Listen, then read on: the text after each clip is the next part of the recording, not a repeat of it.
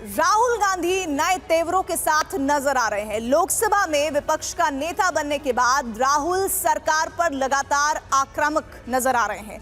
कभी वो आरोप लगाते हैं कि संसद में उनका माइक बंद कर दिया गया, तो कभी वो नीट के मुद्दे पर संसद के अंदर और बाहर सरकार को कटघरे में खड़ा करते नजर आए।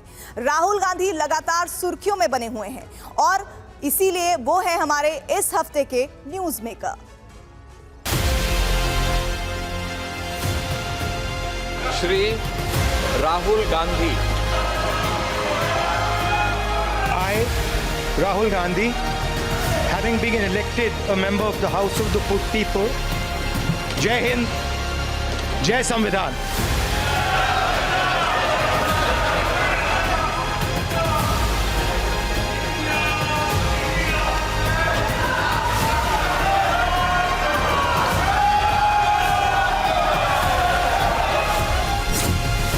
नई संसद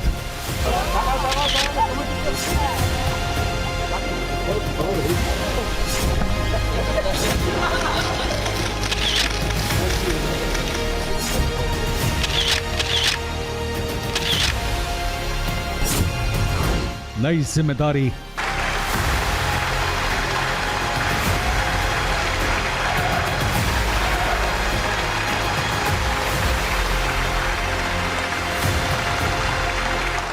The government has political power, but the opposition also represents the voice of India's people. और उठी चिंगारी।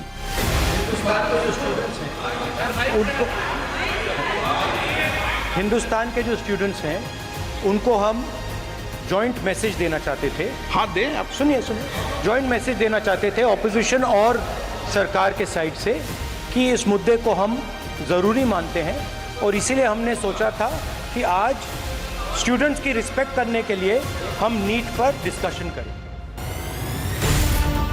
संसद में 10 साल बाद ऐसा कुछ हुआ है जिसका इंतजार विपक्ष को था। 10 साल बाद आधिकारिक तौर पर विपक्ष का नेता चुना गया है और वो हैं राहुल गांधी। राहुल गांधी जो पिछले 20 साल से सांसद हैं। राहुल गांधी के लिए यह काम आसान नहीं होगा। कांग्रेस समेत पूरे विपक्ष की जिम्मेदारी उनके कंधों पर होगी और वो सरकार के निशाने पर भी रहेंगे। राहुल के पास 98 सांसदों की ताकत है और उनका जिम्मा जनता की आवाज उठाना भी। Speaker sir, this house represents the voice of India's people. And you, Speaker Sir, are the final arbiter of that voice. The government has political power, but the opposition also represents the voice of India's people. Rahul Gandhi के तेवरों की बात करें उससे पहले समझ लेते हैं कि आखिर विपक्ष का नेता बनना विपक्षी नेता बने रहने से अलग क्यों है। विपक्ष की रणनीति इस देश के लोगों के मुद्दे के आसपास रहेगी और राहुल गांधी ने क्योंकि बीड़ा उठा लिया है आम जनता की, आम लोगों की आवाज को सदन में दहाड़ने का, तो मुझे लगता है जो मुद्दे वो उठाएंगे हम उन मुद्दों को प्रखर तरीके से और एम्पलीफाई करेंगे। विपक्ष की रणनीति इस देश के लोगों की महत्वाकांक्षा, उनके प्रतिनिधित्व पर निर्भर करती है। राहुल गांधी के जीवन का दूसरा सबसे बड़ा इम्तिहान है। अगर इसमें वो पास होते हैं तो देश के नेता बनेंगे और नहीं तो संसद में बहुत सारे नेता प्रतिपक्ष हुए हैं, लेकिन बहुत सारे याद भी रहे हैं, जैसे अटल जी याद रहे हैं, आडवाणी जी याद रहे हैं।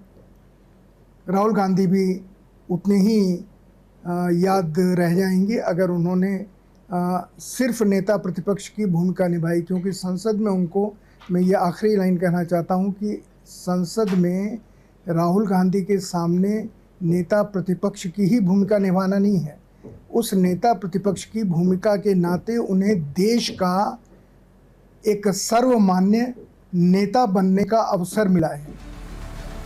विपक्ष का नेता बनना सरकार के लिए भी बेहद अहम होता है।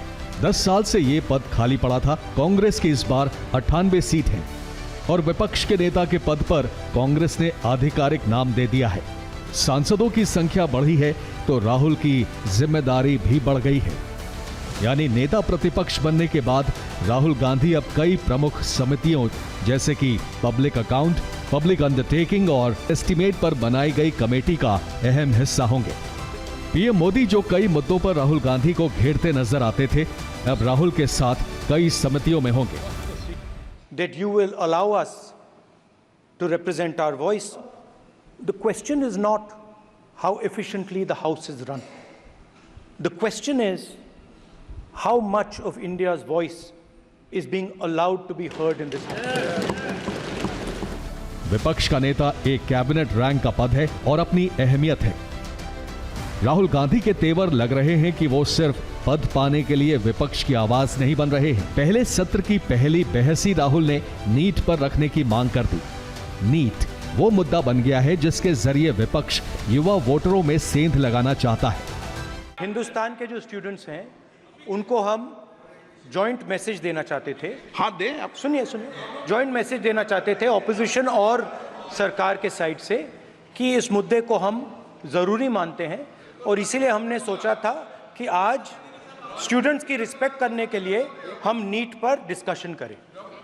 ठीक है, आप डेडिकेटेड डिस्कशन। अब बात यह है कि दो फोर्सेस हैं, एक तरफ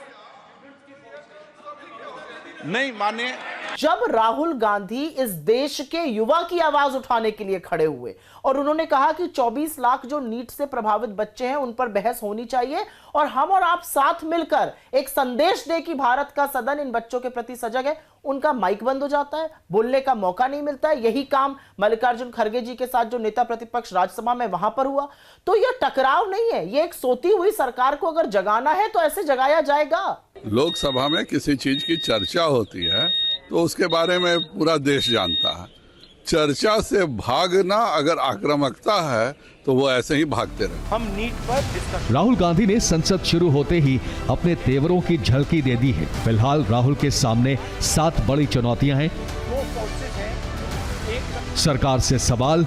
द इंडियन पार्लियामेंट नाम की बुकलेट में साफ लिखा है कि विपक्ष के नेता की जिम्मेदारी सदन ठीक से चलाने में अहम भूमिका होगी, ठीक वैसी जैसी सरकार की होती है।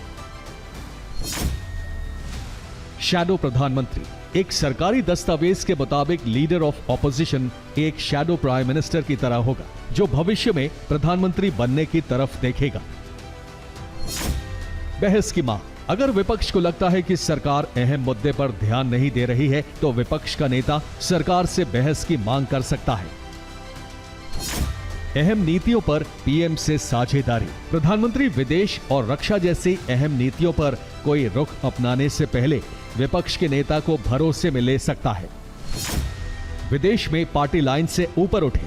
सरकारी दस्तावेज के मुताबिक विपक्ष का नेता सदन और देश में तो सरकार पर हमला करे, लेकिन जब विदेश में हो तो उससे पार्टी पॉलिटिक्स से ऊपर उठकर बात करनी चाहिए। अल्पसंख्यकों की आवाज। राहुल की जिम्मेदारी होगी कि वो देश में अल्पसंख्यकों की आवाज बने। अगर अल्पसंख्यकों के हक पर किसी तरह का अतिक्रमण होता है तो उसे भी संसद में मुद्दा बनाना विपक्ष के नेता की जिम्मेदारी होती है। अहम नियुक्तियों में भूमिका। विपक्ष के नेता के तौर पर संयुक्त संसदीय समितियों और चयन समितियों में उनकी महत्वपूर्ण भूमिका होगी। भविष्य में ईडी, सीबीआई, केंद्रीय सतर्कता आयोग, केंद्रीय सूचना आयोग, लोकपाल, चुनाव आयुक्तों और राष्ट्रीय मानवाधिकार आयोग के अध्यक्ष जैसे अहम पदों पर नियुक्तियों के समय पीएम मोदी के साथ मिलकर फैसले लेंगे। देखिए, मुझे लगता है कि राहुल गांधी का विपक्ष का नेता बनना ये कांग्रेस और राहुल गांधी के लिहाज से बहुत शानदार घटना है। मेरा ये मानना है कि बहुत अच्छा निर्णय लिया गया है। राहुल गांधी को अब ज्यादा तैयारी के साथ, पूरी गंभीरता के साथ इस पद के साथ न्याय करना चाहिए और ये इसलिए भी जरूरी है, अगर वो बहुत भविष्य में नेता के तौर पर खुद को आगे बढ़ाने के तौर पर देखते हैं तो इससे काम नहीं चल सकता ना कि अच्छा ठीक है भाई अब हमने कुछ किया फिर हमने चलो अब जिम्मेदारी नहीं लेंगे। अब जब आप विपक्ष के नेता के तौर पर कोई बात बोलेंगे तो उसका महत्व तो बढ़ेगा, आपकी हर समिति में हर जगह पर हिस्सेदारी होगी और उसका वजन बढ़ता है।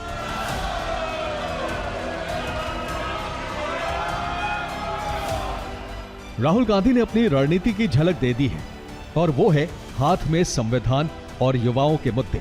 सरकार पर धारदार हमला करने की शुरुआत में ये दो संकेत राहुल की लंबी रणनीति का संकेत दे रहे हैं।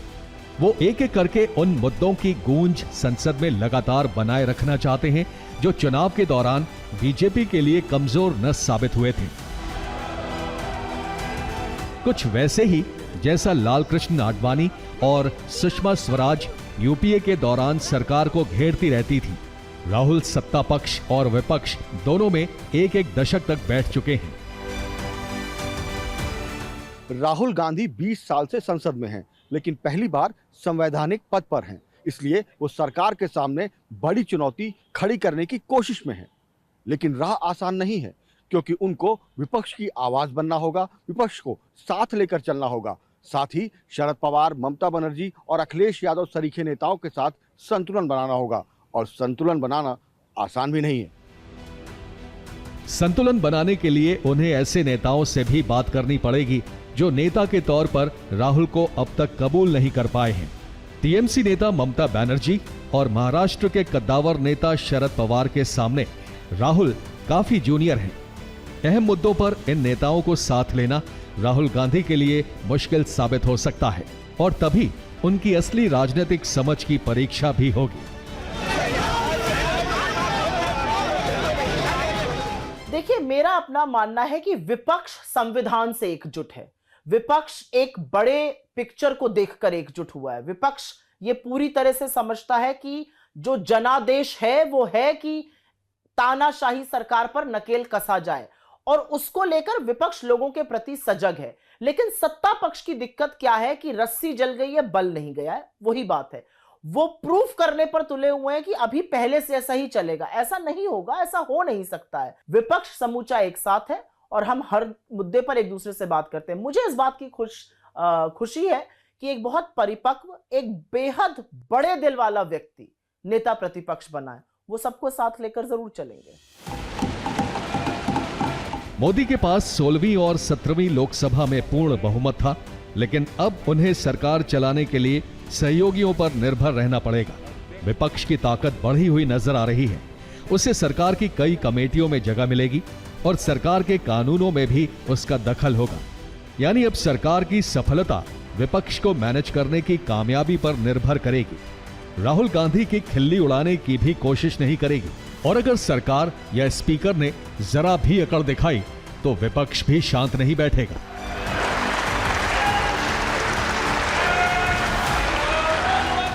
राजमार्ग पर चलने वाले रास्ता नहीं चुनते, रास्ता उन्हें खुद चुनता है। अब जो क्षेत्रीय पार्टियां हैं और कांग्रेस पार्टी, हमें नहीं भूलना चाहिए कि सारी क्षेत्रीय पार्टियां कांग्रेस के गर्भ से ही पैदा हुई हैं। कांग्रेस को समाप्त करके, कांग्रेस को खदेड़ करके, कांग्रेस को अपने राज्य से निकाल करके, कैसे जो कॉन्ट्राडिक्टरी है, जो क्लैश ऑफ इंटरेस्ट है, इसको कैसे मैनेज करेंगे, ये बात सदन में भी लागू होती है, सदन के बाहर भी लागू होती है।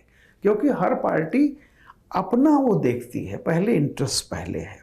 वहां पे पता चलेगा कि सारी कैपेबिलिटी कितनी है।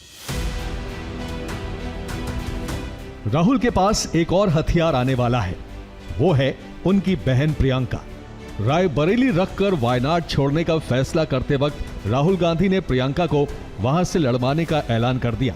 वायनाड को कांग्रेस की सुरक्षित सीट भी माना जाता है, तो प्रियंका का लोकसभा आना भी तय माना जा रहा है। यानी लोकसभा में भाई बहन की जोड़ी नजर आएगी तो मां सोनिया गांधी राज्यसभा में रहेंगी। पूरा परिवार सरकार को घेरेगा। आरोप तो लगेगा, ये भी आरोप लगेगा कि कांग्रेस जो है वो गांधी परिवार की पार्टी है, सिर्फ वही है। अब आने वाला समय, जैसा मैं कह रहा हूं कि ये डिपेंड करेगा कि तीनों परफॉर्म कैसा करते, यानी जनता का या विपक्ष का मुंह बंद कर सकते हैं अगर आप कोई ऐसी उपलब्धि, कोई ऐसा चीज करें, वरना ये आरोप तो रहेंगे, इसमें कोई दो राय नहीं है।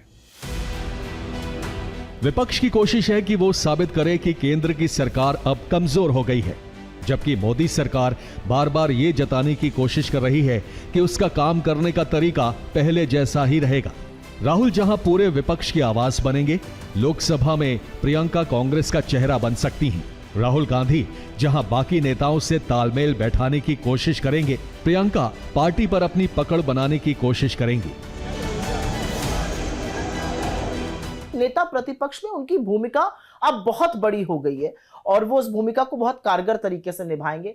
प्रियंका जी का जो इलेक्टोरल डेब्यू जिसको वायनाड से कहा जा रहा है, मुझे लगता है कि बहुत इसका सबको इंतजार है। बेहद परिपक्व हैं, बेहद बेखौफ हैं और सबसे ज्यादा बहुत सजग और संवेदनशील भी हैं। तो ऐसी आवाजों की सदन में जरूरत है। उन्होंने जिस कमर को कसकर अमेठी और रायबरेली में प्रचार किया उसका नतीजा आज सबके सामने है। तो मुझे लगता है सदन तो ऐसे लोगों के आने से और गर्वान्वित होता है। सदन में इस तरह की आवाजें जब आती हैं तो सदन का ओहदा बढ़ता है और मुझे लगता है वही होगा। बिल्कुल ऐसा नहीं कि एक से हटकर दूसरे पे फोकस चला जाएगा। दोनों की अपनी अपनी भूमिकाएं हैं। राहुल गांधी ने लोकसभा चुनाव में प्रधानमंत्री मोदी को सीधी चुनौती देने की कोशिश की। उन्होंने क्षेत्रीय दलों से तालमेल किया, यात्राएं की और इसमें वो काफी हद तक सफल भी हुए।